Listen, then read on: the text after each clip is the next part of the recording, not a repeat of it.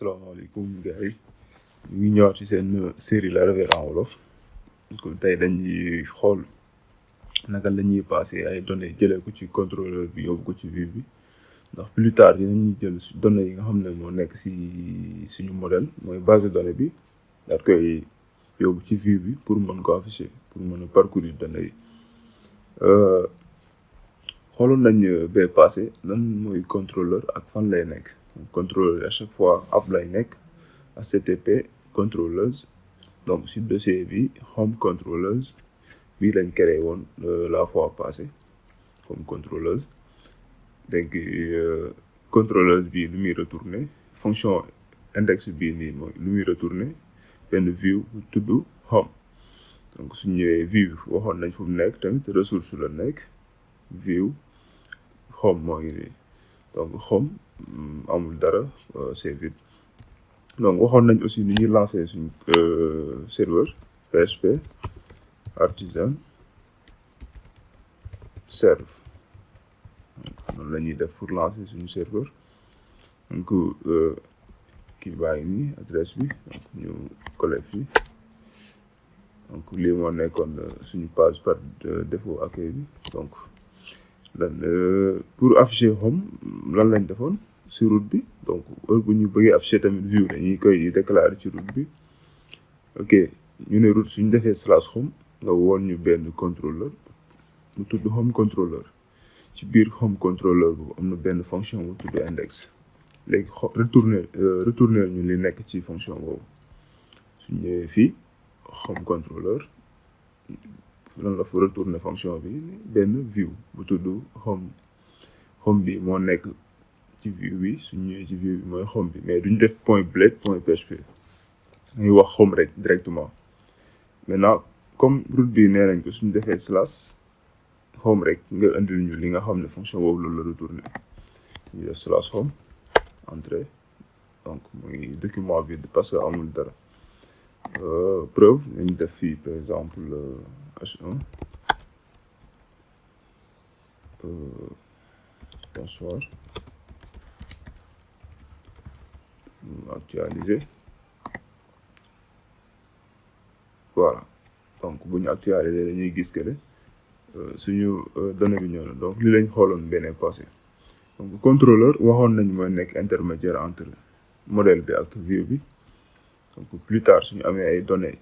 suñ commencé def projet dinañ gën a gëstu loolu noonu ne lañ koy defee nan la ñuy passer données par exemple ñu ngi bëgg a passer par exemple benn donnée nom égal par exemple ñu def égal fal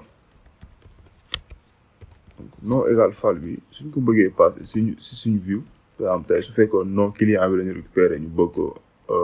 passer ci view bi nan la ñuy def am nañ ñaari possibilité donc benn bi mooy utiliser donc tableau associatif par exemple ñu def variable bi ñuy passé nañ ko tuddee non donc def ni jox ko non encore donc lii mooy ñu ngi koy passé donc méthode bu njëkk bi mën nañ def li waaw suñ ko bëggee afficher suñu view donc xam nañ lan mooy blade donc blade moteur de template la moo ñu permettre ñu bind ñu bind ay balises PHP sax ci suñ biir code HTML mais mën nañ ay script PHP ci suñu PHP ci suñu page HTML donc pour loolu lan lañuy def dañuy ñëw fii ni donc ñu utiliser accolade ñu dëgal suñu variable bi nom ñu def ni donc mën nañ def bonsoir non ñu def ni ñu ñëw fii vérifier donc ñooy gis bonsoir fal donc mën nañ ko def si H1 bi mooy gën a leer bonsoir effacer benn bi ñu ñëw def bonsoir fal ñu actualiser comme ça mu gën a leer bonsoir fal donc ni la ñuy passer données bi donc méthode bu njëkk bi mooy noonu beneen méthode bi mooy ñu utiliser benn fonction bu tudd compact ñu def 2 points ñu def simple code def non. Maintenant su ngeen utiliser fonction compact da ngeen def dollar da ngeen di def non variable bi kese $100 ci simple code bi bu ñëwee actualiser ba léegi donc même chose la ñu am. Donc pour ñu xool ba xam loolu nekk na wala nekkul ñu def fii job actualiser xool waaw gis ngeen donc job la ñu am fii nii. Donc blade mooy lan donc wax naa leen mën nañ bind ay script PHP sans ñu utiliser balise PHP yi. am tey mënoon naa déclarer benn variable mu tuddee ko âge def égal 18 ans ñu afficher par exemple âge ñu ñëw fii ñëw wax votre âge ñu récupérer variable âge ñu ñëw actualiser ñu ngi gis votre âge 18.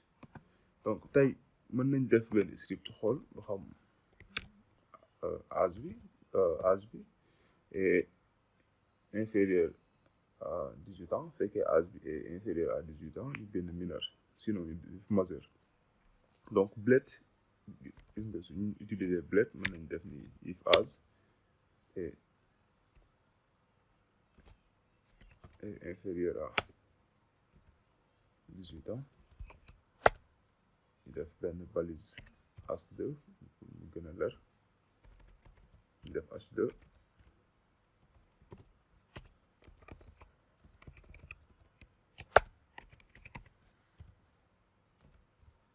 benn balise h2 donc ñu def mineur donc ñu def mineur sinon ñu def else ñu def majeur ñu copier ligne bi collé waat ko ñu def majeur. donc lii mooy blade. maintenant pour ñu mën a utiliser blade extension bi foog ñuy def fii nii point blade point php à chaque fois def end if mais ça n'empêche mën nañ def bind suñu code mën nañ bind script PHP tamit ci page bi ba léegi du ci yàq dara. donc ñu ñëw fii ñu xool donc nañ ñëw rek changer âge bi def ko 12 ans ñëw xool lu ñuy bindal fii normalement donc dañuy bindal fii mineur. donc yaa ngi gis ñoo ngi def ay conditions sans ñu utiliser ay script PHP. donc suñ changer âge bi def par exemple 30 ans ñëwee fii normalement majeur lañu war a am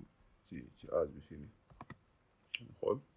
donc ñooy gis fii majeur. donc loolu nii la ñuy passer ay données jëlee ko ci contrôleur bi yóbbu ko ci vue bi. donc am ngeen possibilité utiliser tableau associatif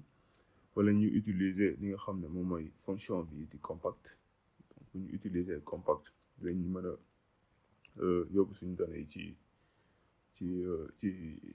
ci vue bi. donc de même suñu amaatoon beneen variable prénom égal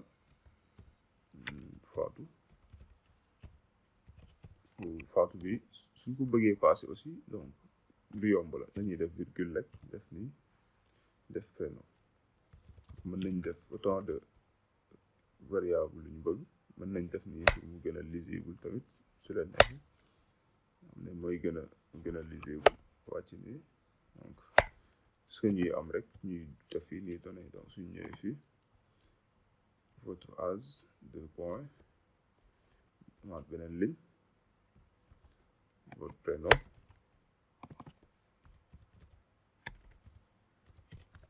ñu bind fii dollar prénom ñu xool suñu ñëwee fii ñuy gis votre prénom Fatou votre âge 30 fii ñu def majeur. donc loolu moo nekkoon ni ñuy passer données yi jëlee ko ci contrôleur bi yóbbu ko ci